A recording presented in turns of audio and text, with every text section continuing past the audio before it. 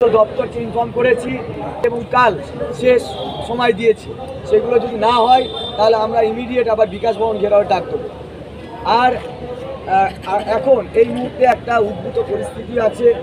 আর আমাদের সবচেয়ে বড় ব্যাপার সেটা হচ্ছে আমাদের যেহেতু নাম এসে গিয়েছে, আমাদের স্কুলে একবার ঢুকতেই হবে, কারণ 30 তারিখ থেকে স্কুল বন্ধ হয়ে গরমের ছুটি। তাই তার আগে স্কুলে যাওয়াটা আমাদের দায়বদ্ধতা, যেহেতু কোর্ট অর্ডারও আছে, তাই আমাদেরকে কিন্তু স্কুল যেতেই হবে। তাই স্কুল যাবার একটা বার্তা আমরা দিচ্ছি আপনাদের মধ্যে থেকে যে 30 তারিখ পর্যন্ত আমরা স্কুল করব, 29 তারিখ পর্যন্ত আমরা স্কুল করব, 30 তারিখ থেকে ছুটি হবে। তাই এই ছুটির মধ্যে আমরা আবার আন্দোলনে নামবো বিভিন্ন কর্মসূচি নিয়ে। তাই এখন এই জায়গা থেকে আমরা আমাদের আন্দোলনটা প্রত্যাহার করছি এবং আপনারা জানেন যে আমাদের সুপ্রিম কোর্টে একটা রিভিউ পিটিশনের ব্যাপার আছে। এই রিভিউ পিটিশন করতে গেলে যে ওয়াকালাতনামা সাইন বা এই ধরনের কিছু আইনি কার্যকলাপ আমাদের আগে থেকে করে নিতে হয়।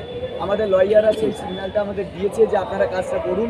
আমরা এখন এখান থেকে যারা আছি তারা আমরা শহীদ মিনারে যাব এবং শহীদ মিনারে গিয়ে আমরা ওই ওকালাতনামা সাইনের কাজটা যেমন করব, পাশাপাশি যাদের নাম আসেনি তাদের সঙ্গে নিয়ে এখন ওইখানে একটা এই দাবিতে ধর্ণা অবস্থানটা চালাবো। এবং আমরা দপ্তরকে যেমন ইনফর্ম করেছি আবার ওখান থেকে ইনফর্ম করব যে ইমিডিয়েট আজকের মধ্যে বা কালকের মধ্যে আপনারা এই যাদের নাম বাদ দিয়েছে তাদের নাম ইনপুট করুন। যদি না হয় তাহলে কিন্তু আমরা ইমিডিয়েট আবার বিকাশ ভবন অভিযানে ডাক দেব।